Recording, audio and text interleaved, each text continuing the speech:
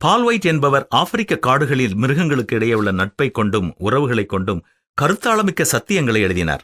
அவைகளில் ஒன்றுதான் டீட்டு குக்கு என்ற 2 குரங்கு குட்டிகளை குறித்த கதை. இந்த 2 குட்டி குரங்குகளும் ஓரளவு வளர்ச்சி பெற்ற பின்பு அவ்வப்பொழுது தன்னுடைய பெற்றோரை விட்டு தனியாக பல இடங்களுக்கு சென்று வரும். அப்படி சென்று வரும்பொழுது பல நேரங்களில் பயங்கரமான ஆபத்துகளில் மாட்டிக்கொள்ளும்.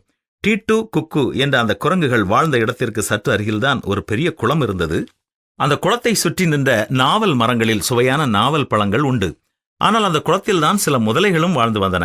எனவே இந்த குரங்கு குட்டிகளின் தாய் தன் குட்டிகளை பார்த்து அந்த குளத்தின் அருகே போகவே கூடாது, அங்கே சென்றாலும் அங்கே இருக்கும் முதலைகளோடு எந்த தொடர்பும் கொள்ளக்கூடாது என்று கண்டிப்பாக சொல்லியிருந்தது. அம்மா குரங்கு சொன்ன வார்த்தைகள் அந்த 2 குரங்கு குட்டிகள் மனதிலும் இருந்தாலும் அந்த குளத்தின் அருகில் இருந்த நாவல் பழத்தின் மேல் அவர்களுக்கு மிகுந்த ஆவல். நாவல் பழம் பழுக்கும் காலமும் வந்தது. அந்த பக்கத்தில் இருந்து வந்த காற்றில் நாவல் பழத்தினுடைய வாசம் அந்த குரங்குகளை கவர்ந்தது. உடனே மீண்டும் தாய் குரங்கு தன்னுடைய குட்டிகளிடத்தில் அந்த குளத்தின் அருகில் பழங்கள் பழுத்துவிட்டன, ஆனால் நீங்கள் தனியாக ஒரு நாளும் அங்கே போகக்கூடாது என்று உறுதியாக கட்டளையிட்டது. சரியம்மா, நாங்கள் போகவே மாட்டோம் என்று டீட்டு குக்கு ஆகிய 2 குட்டி குரங்குகளும் தலையை ஆட்டின. ஆனால் அம்மா குரங்கு இல்லாத ஒரு நேரத்தில் மெதுவாக 2 குரங்கு குட்டிகளும் குளத்தின் அருகே சென்றன. அவர்கள் நின்ற கரையில் இருந்த மரங்களின் காய்கள் இருந்தன, ஆனால் பழங்கள் இல்லை. அந்த நேரம் மெதுவாக குளக்கரையில் ஏறி வந்த அந்த முதலை இந்த குரங்குகளை பார்த்து, ஏ குட்டி குரங்குகளா, நாவல் பழம் தானே தேடுகிறீர்கள்? குளத்திற்கு அடுத்த கரையில் நன்றாக பழுத்த நாவல் பழங்கள் இருக்கின்றன. நீங்கள் என் முதுகில் ஏறிக்கொண்டால் பத்திரமாக உங்களை மறுக்கரையில் கொண்டு போய் நான் விட்டுவிடுவேன். மீண்டும் நீங்கள் பழம் சாப்பிட்ட பிறகு உங்களை இந்த கரையில் கொண்டு வந்து விட்டுவிடுவேன். வாருங்கள் வாருங்கள் என்று உற்சாகத்தோடு அழைத்தது. இந்த நேரத்தில் அம்மா குரங்கு கூறிய வார்த்தைகள் மனதிலே வந்தாலும், இந்த முதலைதான் பத்திரமாக நம்மை மீண்டும் கொண்டு வந்து விடுகிறேன் என்று சொல்கிறதே என்று டீட்டுவும் குக்குவும் ஆபத்தை உணராமல் முதலையின் முதுகில் ஏறின.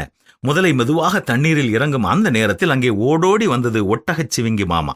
ஐயோ ட்ரீட்டு, குக்கு, உடனே என் கழுத்தை கட்டிக்கொள்ளுங்கள். இந்த முதலை உங்கள் 2 பேரையும் உள்ளே கொண்டு போய் நன்றாக சாப்பிட்டு விடும்.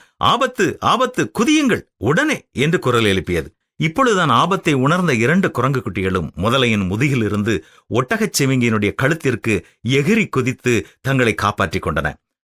குரங்கு கறி என்றால் முதலைக்கு ரொம்ப பிரியம். எனவேதான் உங்களை ஏமாற்றிக் கொண்டு செல்ல பார்த்தது என்று ஒட்டகச் சிவிங்கி தெளிவாக விளக்கியது.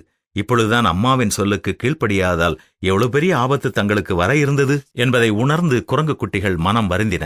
நாமும் கூட பல நேரங்களில் ஆபத்து என்று தெரிந்த பின்னரும் துணிந்து சில செயல்களை செய்து பேராபத்தில் மாட்டிக்கொள்ளும் சூழ்நிலையில் யார் மூலமாகவோ கடவுள் நம்மை அற்புதமாக காப்பாற்றியிருக்கிறார். இனியாவது வேண்டாம், கூடாது என்று எச்சரிக்கப்பட்ட இந்த செயலை நாம் செய்யாமல் கடவுளின் வார்த்தைகளுக்கு கீழ்ப்படிந்து வாழ்வோமா? கீழ்ப்படியாமையின் பிள்ளைகள் மேல் தேவ கோபாக்கினை வரும் என்றுதான் பரிசுத்த வேதமும் நம்மை எச்சரிக்கிறது. கீழ்ப்படிவோமா?